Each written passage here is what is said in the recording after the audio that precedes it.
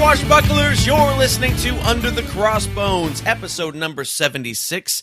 I am your host, Phil Johnson. Thank you once again for tuning in. Thank you for telling your friends and leaving reviews and all that kind of good stuff. I appreciate it, and it's what makes you a nice person. You're a nice person. How do you like that? Episode number 76 today.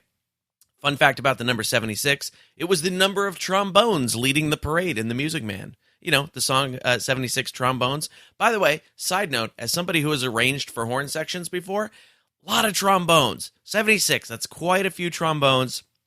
Probably more trombones than you need. It's really too many trombones because it's a good instrument, great instrument. Got a trombone player in my band. A little bit of a limited instrument. You might want to throw some trumpets in there. Maybe a French horn or two to kind of open up the sonic palette. A little bit. A lot of trombones, 76. Anyway, my guest on the show today is Morgan Molthrop. And Morgan is a former New York investment banker who is now a New Orleans expert, and he is the author of, I'm going to take a breath before I say this book title here. He's the author of Jean Lafitte's Pirate Code, 17 Strategies for Acquiring Untold Fortune from America's First Laissez Fair Capitalist. I messed it up. Yeah. All right, I'm going to try it again. Here we go. Ready? I almost had it. Wait, I'm going to do it again. Here we go. He's the author of Jean Lafitte's Pirate Code, 17 Strategies for Acquiring Untold Fortune from America's First Laissez Fair Capitalist. Boom! There it is. I got it. All right. Anyway, this talk with Morgan is super fun. He is a guy who's been through a lot of big life changes and decided to sort of center his life around the history of New Orleans, which, of course, includes Jean Lafitte and the Battle of New Orleans, War of 1812, all that kind of good stuff. We're going to talk about all those things here. So that is coming up. I am back on the road doing stuff this month. If you want to catch me out doing the jokes, telling the funny stories, you can catch me this Thursday, February the 2nd. I'll be at the Tasting Room in Fresno, California. Not only headlining, extra headlining. What does that mean? I'm doing the whole show myself. I'm going to be doing a 90-minute set, which does not happen very often. So if you want to see me do lots of time, that'll be at the Tasting Room, Fresno, California, February the 2nd. Saturday, February the 4th, I will be at the Ukiah Valley Conference Center, featuring for Milt Abel that night. That's going to be a fun show. Wednesday, February the 8th, I'll be headlining at the Vesper in Campbell, California. Thursday, February the 16th, headlining at the Thumbprint Cellars in Healdsburg, California. Yep, back to the wineries. Friday, February the 17th, I will be at Angelica's in Redwood City, California. I think I'm working with Mickey Joseph that night. Super funny dude. And then Friday, February the 24th, I will be at the Setup at 222 Hyde in San Francisco. That's the address and the name of the place, 222 Hyde. Fun show. It's a show in the basement of what used to be a jazz club in the 60s. Super, it's tight and it's sweaty, and man, it's a good show. It's going to be fun. You can, if you're digging what Under the Crossbones is putting down here, you can meet us online. Come find us online. Over on Facebook, we're at facebook.com/underthecrossbones, Twitter /Under Crossbones, and of course, make sure you're subscribed to the show. That's the obvious one, right? If you're iTunes, Stitcher, Slacker, iHeartRadio, Google Play, wherever you like to subscribe to podcasts, make sure that you are subscribed to Under the Crossbones. Then you get every new episode just automatically downloaded to your phone, and it is super cool. Speaking of podcasts, since you're listening to one, I appeared on a couple other people's podcasts this week. I was on the John Miller program last weekend, which you can find if you Google John Miller program. And I played a bunch of songs on there. It was pretty fun. And then I was on a show called See Here's the Thing with Kate and Patrick. And if you go to seehere'sthething.com, you can find me in episode number 37 over there, where we talk about pop culture-y stuff, movies, Star Wars, Disney, and, of course, pirates. Lots of cool stuff in that one. So go check out those other shows that I'm appearing on, too. And of course, the show notes for all of this show are at underthecrossbones.com/076. If you're digging the show, and I hope you are, come on over to the support page. And that's underthecrossbones.com/support. There's a little PayPal box there. You can put whatever amount of money you want in that PayPal box. It's very easy. Whatever, like, let's figure the price of a bottle of rum, maybe. I don't drink rum. People gift me wine for like holidays and things like that. And I have a closet full of bottles of wine. I'm running a wine cellar, and I don't even drink wine. But anyway, if you want to donate something to the show, maybe the price of a bottle of rum or wine or your beverage of choice, and that would be awesome of you. If you don't want to give me any money at all, but you just want to buy yourself things, that's fine too. There's a little Amazon banner on that page. You click that Amazon banner, you go over to Amazon, you buy yourself something nice, perhaps a bottle of wine or rum. I don't even know if they sell that on Amazon, but they probably do. They sell everything. And you can just, as long as you click that banner, Amazon kicks me back a little something, a few pennies here and there, and it doesn't change your price at all. So that's a great way to support the show. And if you would like to be a sponsor of the show and talk to the wide-ranging audience that we have here on Under the Crossbones, that's easy to do. It's cheap. It's easy. I'll hook you up. Just go to underthecrossbones.com/support. By the way, this has been a gangbuster month for downloads and new people coming in to listen to the show. So if you are new to the show, thank you for coming in and checking it out. I appreciate it. And I hope wherever you're listening in the world that you're having a good time and not having to deal with poo-poo people, which are people who make your life poo-poo. All right. We're going to get into this interview with Morgan Molthrop, and we're going to talk the Battle of New Orleans, the War of 1812, Jean Lafitte, and the business lessons that we can learn therein. All right, here we go. Here's my interview with Morgan Molthrop. Enjoy. So you are the author of Jean Lafitte's Pirate Code, 17 Strategies to Acquiring Untold Fortune from America's First Laissez Fair Capitalist. Now, there's three things I like about that. Pirates, business building, and really long titles. Secondary titles. Secondary titles, yes, because I'm apt to use very long titles like that, too. So tell us a little bit about what the book is about, and then we'll kind of dig into it a bit. Well, the book not only includes the history of the pirate Jean Lafitte, which is fascinating in and of itself, but as a entrepreneur, as someone who used to work on Wall Street, I took a completely new approach to what would be perhaps old material in some people's eyes. I looked at Jean Lafitte as an early capitalist in a wide open American environment, unregulated environment. Okay. So the approach is really it's never been done before. People have really looked at him as a historical figure, and that's true. But when you look at him as a businessman, he shines really, really brightly.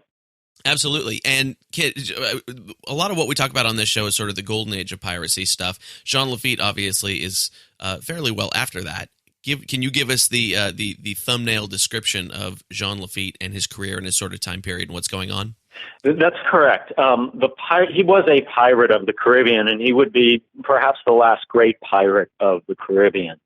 His family came from the island of Saint Domingue, and his father was in the quote-unquote import-export business, as we might say. Uh-huh. And he learned the business from his father. And then when there was a slave revolt on the island of Saint Domingue, it was really a gruesome and long-term war that went on in the island. And many people tried to escape. Actually, 350,000 people died, and anyone who could get off tried to get off. And 8,000 refugees had to get on boats. Well, one thing that the Lafitte family had was boats, and the youngest, Jean Lafitte, helped get refugees to New Orleans and then relocated there and started his part of the family business in New Orleans. And part of that, if you're a refugee, you have to start a new life. You need things. You want to rebuild your life in the way that it was before. And all of these refugees into New Orleans doubled the size of the city. Mm-hmm. It was a city that was growing anyway, and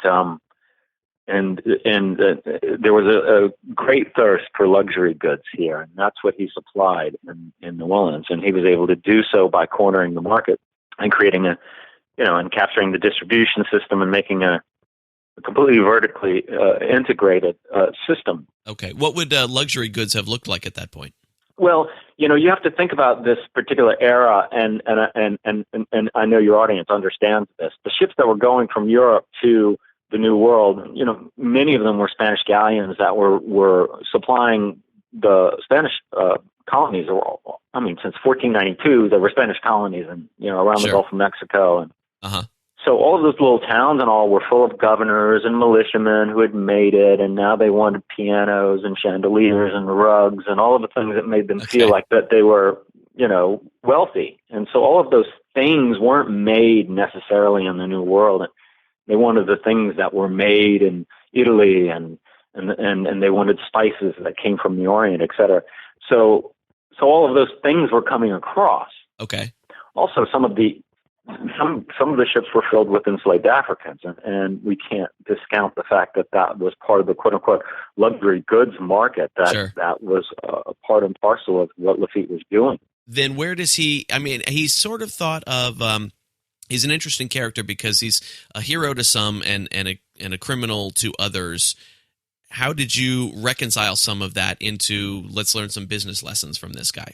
Well, I think all great businessmen are somewhat criminals to a certain extent, and it's all great fortunes are built on some kind of thing. And if you're a quote unquote capitalist, you're striving towards monopolies, right? And it was only the government that stops you from having one. So I really took that kind of tongue-in-cheek approach to it. So that allowed me to get past, that kind of, was he doing good or bad? I mean, when you start putting that kind of moralistic thing, parentheses on things, and you start having some difficulty with historical figures, all of them. Sure. Tackling Alexander the Great right now, and this man was brilliant, but certainly he was flawed as well. Yeah, certainly. Yeah. So, but Lafitte was a very charming character. Whether he was quote unquote good or bad, he was a pirate who not only was used his looks, he used his ability to dress well, he used his ability to use different languages and to charm people and to use one person against the other. He knew power, and he knew how to make people do what he wanted them to do in order to get what he wanted / needed out of them. Uh-huh. He was unique in that way. And he didn't care. What's interesting to me is here you have someone who is of French origin, from the born in the Caribbean, but the French origin. He's going to be with the French. They felt that the business or the merchant class was not noble, and that translated to Louisiana, of course. Sure. So the people he's dealing with and selling to are the quote unquote nobles who really wouldn't have anything to do with him unless he was giving them what they wanted, and he's dressing like them and acting like them. He's actually being very American. Uh-huh. And that's what I think is very interesting, is that he's a nouveau riche kind of character emerging, pretending to be French nobility, or at least rubbing shoulders with the French nobility. And that also makes him attractive to the Americans who are striving to be more like the Europeans. So he uses both sides in that sense. Oh, that is interesting. Yeah, to sort of play both ends of that spectrum like that. That is interesting. So I've got the sort of list of 17 strategies here in front of me. I want to throw a couple at you and see what they're all about. So let's talk about eliminate a man or two. What's that one about? Everyone goes at that one first. I really think it's funny. And I had to think, I had to think, well, can I put eliminate a man / woman or two? Okay. And then I thought, well, no, I live in New Orleans, and people will allow me the fact that I can be a gentleman to a certain extent. And he certainly would have appreciated that. He would have never have eliminated a lady. But I translate that in business tactics to takeovers, mergers, getting rid of your competition by outmaneuvering them and that type of thing. So that's how it translates in the business world. With Lafitte, there is no record that we have that he ever killed another man. Okay. But he arrives on the scene with a reputation of being lethal and with stories behind him. And what I think is most interesting about that is that he has a lethal reputation that he endorses, so that no one messes with him. And if you have a reputation of killing a man or two, figuratively, metaphorically, then people are less likely to. It's a defense mechanism that disarms people before they even start to mess with you. Sure. So he walks in with a reputation, and that reputation, it precedes him, and it's lethal. But now he's a gentleman, and of course he can disavow it. But what's interesting even more about that is all of the legends that arise out of this person are legends that he perpetrates in order to make himself seem bigger or seem stronger or smarter or more charming than other people. It's all public relations. Yeah, He's certainly. a master of it. Yeah, and that's a big part of any business. I've always learned as a performing artist that the audience should see what we want them to see about our entire career and lifestyle, and not necessarily what it is. They want to the audience should picture me bigger than I actually am. And so, yeah, I understand that. People, they need that in their lives. And I think, in a lot of instances, when we look at our last presidential election and you look at this book and these characters, I'm not saying that our president-elect is as charming as John Lafitte, but he certainly knows how to use power and use people in a way to get what he wants, right. and successfully did so. It was kind of astonishing to me in some senses, because while I was writing it, he was beginning to emerge on the scene, and I was kind of laughing that, he's using some of these strategies, and then, in fact, he was. And there you go. You probably went right down the list with him, too. He certainly has eliminated a man or two. Let's just put it that way. Yep. And a woman. Yes, right. Yeah, he does not choose either one. So let's talk about. Okay, so. You have one here, take advantage of a crisis, which is a little bit self-explanatory, but what was the crisis that Lafitte was taking advantage of?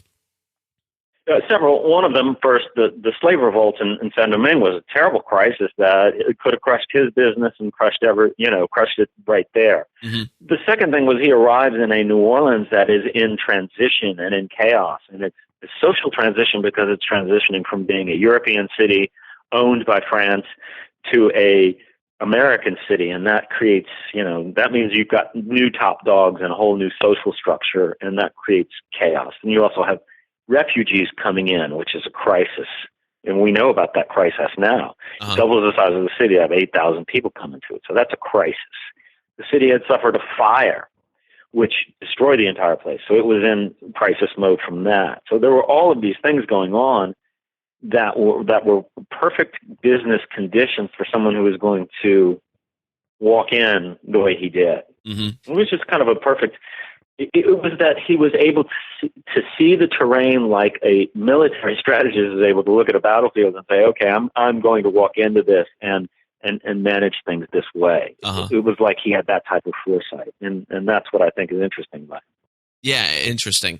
What do you think it is about his character and his history that has made New Orleans look at him as a hero? Because there's parks named after him and all sorts of things named after him. Is it just that they consider him sort of a historical character, or did they consider him more of a hero type? Well, what I say is most interesting to me is that most pirates don't put out press releases. Most pirates don't want to be the focus of attention. And he did what I call a reversal strategy and said, "I'm not a pirate, and look at me. You can't, I'll walk down the streets. If I was a pirate, they'd arrest me, So uh-huh. He called himself a privateer, and he did all sorts of things to make sure that people felt that if they wanted to like him, that he was legal at what he did. I see. One of the great moves in Louisiana is to hire the district attorney to be your lawyer, which is what he did. Okay. But historically, he comes into focus because he is an integral figure in one of the most important battles in American history that is completely not thought of these days. But the Battle of New Orleans was an epic and pivotal battle in American history, which uh-huh. changed the course of history. And if it weren't for Lafitte supplying the gunpowder and the ammunition in this instance, and for him supplying at least 1,000 men of his own men to help the United States Army, then we would have lost that, and the British would have taken over New Orleans. Well, once you have New Orleans, you own the river. And once you own the river, you can go back and take your American colonies back if you're Britain. So change the war, and he was very clearly seen as heroic in that, and his compatriots were written up well by General Andrew Jackson. That makes sense. They got a dispensation from the President of the United States for having been pirates in the past. Now, what pirate gets that? Right. So as for somebody as opportunistic as him, who probably could have thrived under whoever owned the place, what was his reasoning for backing the U.S. rather over Britain, or going either way with it, since he could have probably done just fine no matter who was around. Well, he had to choose the winning side because that's the way that, and that's the amazing part, because there's no way that most people would think that the winning side would be the American side in this. And also, I believe, frankly, he had escape hatches where he would have gotten scot-free one way or another. The British did approach him, and he held them off and then played one side against the other as long as he could, and then made a decision. But he's French ultimately, and I think that he had benefited from being American for 10 years. He was wealthy, and I think that he, in some ways, did show a certain, not only affinity for New Orleans, but for America in this one moment in history. And that made him a hero. Yeah, certainly. And it certainly was good PR, because it was at a time when people were starting to look at him like, oh, we've got a pirate here, we've got to clean out these pirates, blah, blah, blah, blah, blah. Well, it allowed him to sail off into the sunset, a hero, rather than, an aging pirate who, we need to deal with. Right. So he sort of knew that his reputation was slacking a little bit. Yeah, coming to an end. Yeah. Yeah, that was it. And plus, think about Johnny Depp. He's not going to be playing the pirate in much longer. Once you pass a certain age, you can't swashbuckle so much. Right. It becomes too exhausting to buckle the swash. It's exhausting to be yourself sometimes, Funny. So let's dig into your background a little bit, because you were formerly an investment banker. How do you go from investment banker to New Orleans storyteller? That's a lot of geography and a lot of story back there. Well, I was in investor relations on Wall Street, and I always tell people, they say, "Oh, what is that?" And I help CEOs tell stories to their investors, because the whole thing about Wall Street is you're going to do well if you tell your investors the story that says that we're thinking about where the company's going, and we're thinking about where we fit into it and how we're going to position ourselves against our peers in the future. Right.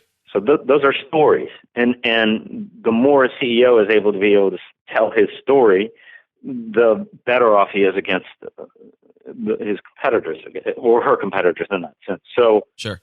That's really, I've always had a knack for storytelling, and I was always the businessman who was an artist, rather than an artist who was a businessman. So it's just kind of that reversal that has occurred with time, just claiming who I am.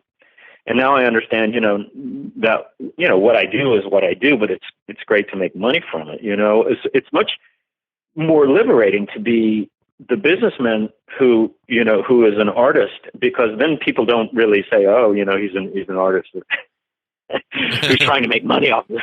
Right. It's just a reversal of all of that. And so what prompted the move? Because I assume if you were in New York, what prompted that move to get out of finance and move to New Orleans? I'd love to say, my love for New Orleans after Katrina, but I had a business, my business blew up during the Great Recession. Our orders dried up within a day. And so moving back to New Orleans was good for more than one reason.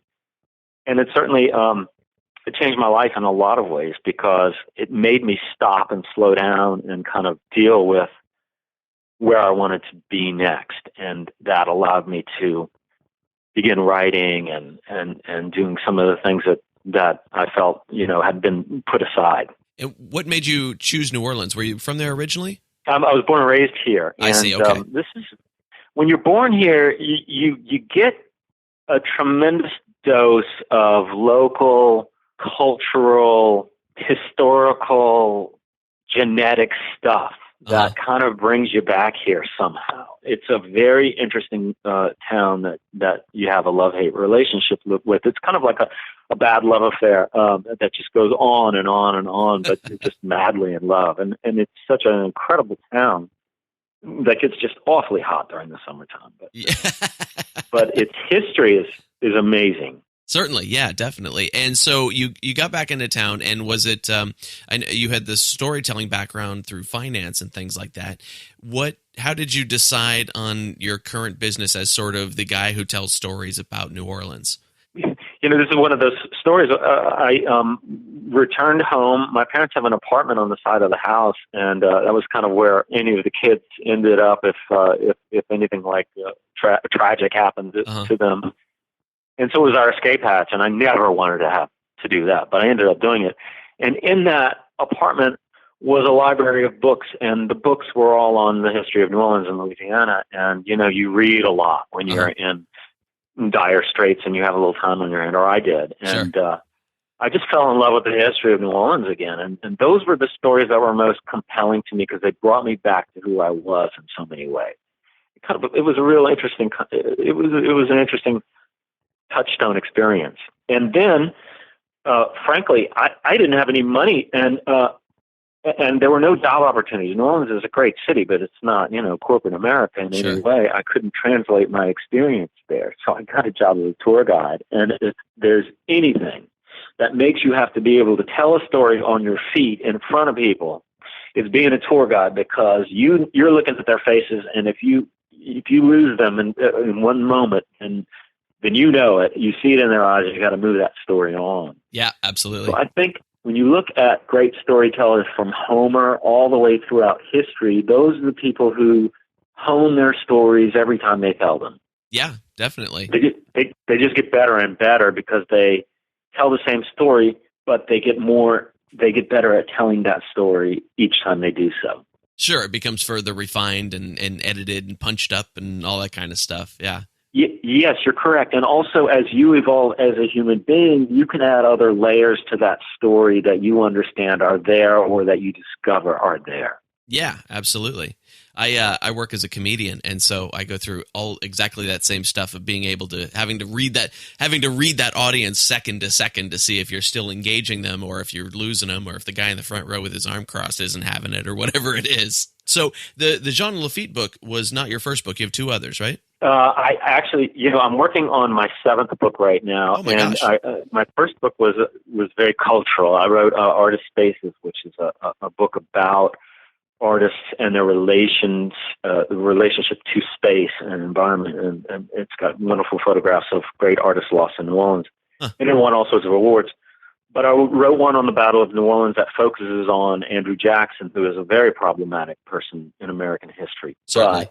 Because in the Battle of New Orleans, he didn't have slaves at that point, and he hadn't moved any of the Native Americans. I just stopped the story there, and I didn't, and I said, look, these are the problems with Jackson, but he saved America. Here's why. Interesting.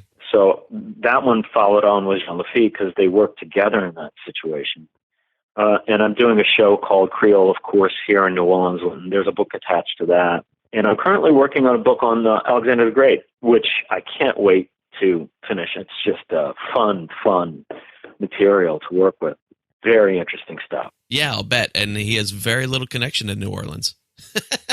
Actually, the book is called Alexander the Great Visits New Orleans, and you'll appreciate the fact that there is no subtitle to that whatsoever. Oh, you need a good subtitle. That's great.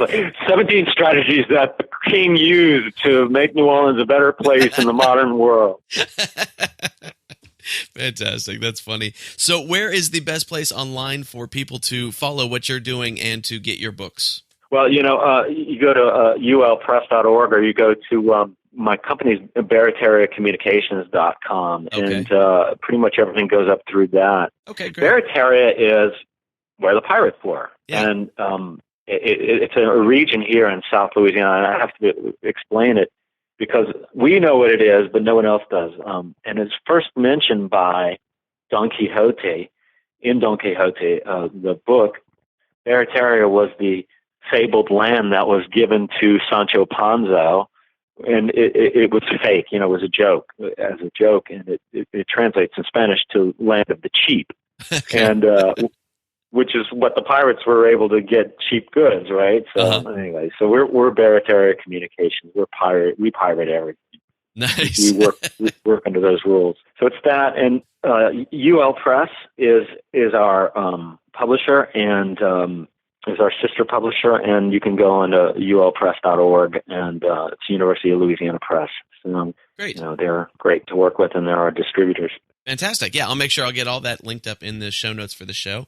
And this has been fun. I'm glad we got together and were able to do this. Did I miss anything that you want people to know? Did I not ask you something? No, I think that works out really well. And, there's some Phil Johnson here. I don't know if you know, when I got the first of Phil Johnson, I'm like, oh, Phil Johnson. I know Phil Johnson. Huh. There's a Phil Johnson here that was the head of the TV station for no kidding. years. And I went to school with this kid. So anyway, it's pretty famous name down here. Oh, that's funny. Yeah, we're a dime a dozen, us Phil Johnsons. I've had no, people. I'm the other one. Yeah, I know. I've had people ask me if it's a stage name. I'm like, why would I pick that as a stage name? Right. Right. And people like ask me what's Molthrop? What is that? I'm like, oh, it's Macedonian. What do you say? Yeah, right. No, it didn't change. Well, this has been fun, Morgan. Thank you very much for taking the time to come on the show, and I hope everybody listening goes out and buys your books. Well, thank you for having me. It's been fun, and next time we go around, I'll talk about the piracy of Alexander the Great. They were great looters, the Greeks. Ooh, that'll be fun. We'll definitely do that. Cool, man. Super. Thanks very much. All right, you take care. All right, thanks, bye-bye. Phil. All right, bye. And there it is, friends. That was my talk with Morgan Molthrop, author of Jean Lafitte's Pirate Code, 17 Strategies for Acquiring Untold Fortune from America's First Laissez Fair Capitalist. Ooh, look, I did it again. Ooh, I did it again. I'm hopping up and down with joy. You can't see that right now. But if you want to get that book, and you should, it seems like it's going to be an interesting read, go to baratariacommunications.com. And if you don't know what Barataria is, he talked about it a little bit. You can go back to episode number 2, where we had some discussion of what Barataria is. Way back, episode number 2, and it's in there. But go visit Barataria Communications to find out more about what Morgan has going on. Heads up, Texas Pirates. Yeah, February 11th is coming. If you are in the vicinity of Grand Prairie, Texas, mark your calendar, Saturday, February 11th, for Pirates on the Prairie 6. I feel like I need a whole bunch of reverb, like monster truck reverb. Saturday. Pirates on the Prairie 6. It's an annual concert hosted and headlined by the Bilge Pumps, who you know and you love, of course, right? They're going to be bringing their fun-drenched show full of comedy and music to the Uptown Theater there in Grand Prairie, Texas.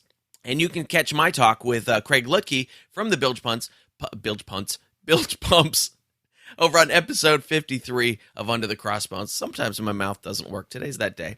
Also performing on the show is Pride of Bedlam. Yes, another huge favorite of this show and of the pirate music scene. And you can hear my talk with Dane Bennett from Pride of Bedlam back on episode 59. So you're going to get the Bilge Pumps, you're going to get Pride of Bedlam, and then out in the lobby before the show, you were going to hear from Sea Dog Slam doing some salty pirate poetry, and that's going to be awesome. So tickets to this shindig are only $12, $5 for the kiddies, and it's a family-friendly show. That is cheap, man. So get your tickets before this thing sells out. Go to underthecrossbones.com/bilge.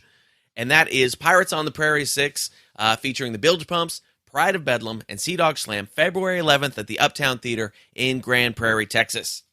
Get your tickets at underthecrossbones.com/bilge. Bilge. I need the big reverb. I think that would be fun. Under the Crossbones today is also sponsored by Pirate Radio of the Treasure Coast, WKKC-DB. Now, see, I need a radio guy voice, right? WKKC-DB, playing the best music in pirate talk radio. The Quiet Storm. No, it's not the Quiet Storm. It's a big, loud storm is what it happens over there. Sorry, I've been writing jokes about smooth jazz all morning. You'll see those eventually. Anyway, listen to Pirate Talk. You can listen to Under the Crossbones on Pirate Radio of the Treasure Coast on both their stations. You go to pirateradioofthetreasurecoast.com or pirateradiotc.com. And don't forget to download the apps. They have apps. Pirate Radio of the Treasure Coast, which is their music station, and Pirate Radio Talk, which is the talk station. All right? So one other thing here, and we have a lot of new people listening to the show. People from all over the world happening now. We're at 70 countries, something like that, all 50 states. It's amazing.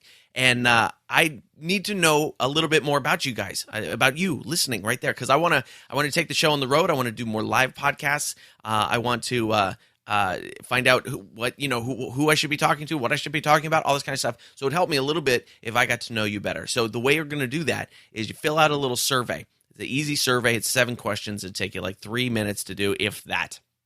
And it would be a big help to me to find out more about you and the rest of my audience, okay? So go to underthecrossbones.com/survey and help me out on that one. That would be super cool of you, all right? We're going to have some comedy today from Steve Sabo, who is he's a guy that I've worked with many times. Very funny. He's out in the Midwest in the Ohio, Michigan area. That's his home base right there. So we're going to hear some comedy from Steve Sabo, all right? Let's do it. Let's hear some comedy from Steve Sabo. Here we go. You know they have road signs in Oregon that they don't have around here? Like in the span of a 20-mile period, I saw a deer crossing sign, an elk crossing sign, and a moose crossing sign. Do they need 3 separate signs? How about just one sign that says, big stupid animals that'll wreck your car? How about that? Do I care what it is? It's that thing. It's in a grill and it sucks. It's not like they pay attention to this sign. It's not like there's a moose about to cross the road going, oh, you know what? That's you. You go ahead. No, I'm like 4 trees that way. I'll catch up. It's cool. Favorite set of all time, though, I've only seen it in 3 states. Oregon, Nebraska, and Indiana. It's a picture of a thumbs up with a circle of line through it. Now, what it means is no hitchhiking. Yeah. But that's not the first thing I thought of either. First thing I thought of when I saw that sign was, wow, this town really hates Happy Days. What did Henry Winkler do? And that's our show for today, friends. Thank you once again for tuning in. Make sure that you're subscribed so you get all the new shows every week automatically downloaded to your device. If you want to find out more about my guest, Morgan Molthrop, and his book, the John Lafitte's Pirate Code, blah, blah, blah, blah, blah, blah, blah, big long name that I'm not going to try and say a 3rd time in a row without screwing it up, go to baratariacommunications.com. If you want to hear more from comedian Steve Sabo, go to stevesabo.com. Last name is S-A-B-O, spelled just like it sounds. And if you want to get all the show notes for this episode, go to underthecrossbones.com/076. A bunch of you have been also getting in touch with me saying that you found my comedy, my music and stuff on Spotify, iTunes, YouTube, all that kind of good stuff. Thank you for your comments. I definitely always appreciate that. And you can find me in all those places if you have not seen me tell jokes and sing songs yet. All right? All right. I'll see you next week.